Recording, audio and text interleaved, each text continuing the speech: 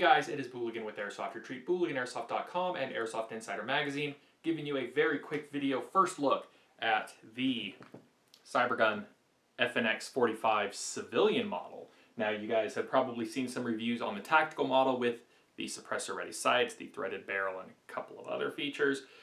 This is the civilian version. So this is the version that does not have those features. It's just a little bit more standard duty pistol. It doesn't have the cut in the slide and the mount for installing optics.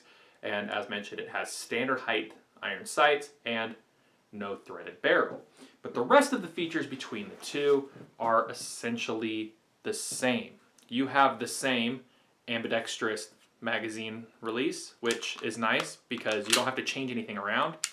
The button literally pushes both ways. The large magazine, which holds around 25 rounds, has the cutouts needed to drop it from either direction. The rest of your controls are also fully ambidextrous. On the left side, you have a slide release, and on the right side, you also have a slide release. You have safety levers on both sides, which click positively between the different settings. Hammer, obviously, can you pull back? The only control that is not ambidextrous is the takedown lever right here, which you don't really need that to be ambidextrous because it's not like you're going to be tactically taking down your pistol in the field. As I mentioned in my weekend review video when this gun and the other gun landed, the tactical version landed, it's big. It's really, really big. Now it's designed around a double stack 45 that holds a lot of rounds, so obviously it's gonna be pretty beefy, but really this thing is massive. Compared to something, obviously this is not a terribly comparable gun because this would be something that is like a double stack 9mm, but an M&P. The overall size doesn't look that different. They look pretty similar.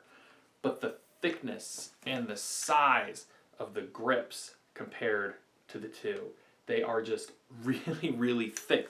The 45 is just much thicker. You can see how my hand barely wraps, whereas on this, it wraps much, much tighter. So really, whether it's a pistol that's even gonna fit for you, whether it's gonna work for you, is up to a lot of different factors, up to your hand size, up to your grip style. I've got really big hands, and this thing is on the high end of something that I would be able to use comfortably. I mean, it compares most closely to something like the Mark 23, which obviously is in a similar idea of it because it's also a double stack 45.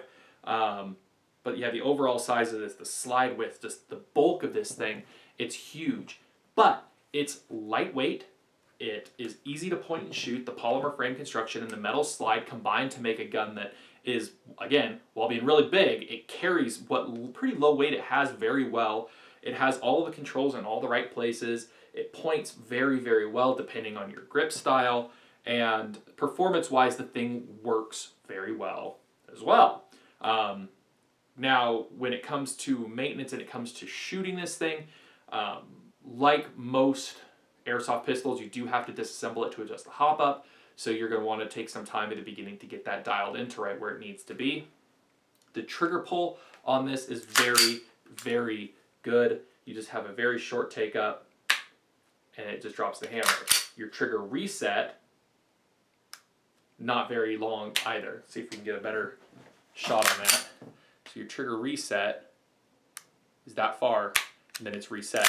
Your pull is just that.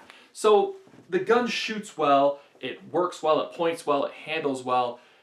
The only thing that is going to be the thing that you need to look at is A, what your holster options are, because while this is becoming a more popular pistol, inexpensive holster options are still, you know, they're still coming along. They're still a little bit harder to come by than some other models. And whether you want this standard version or whether you want the easier to trick out great big tactical version. The comparison between the two, again, you've got different size, different heights on your sights. The tactical model has the cutout for the optic and threaded barrels. This has none, this has one.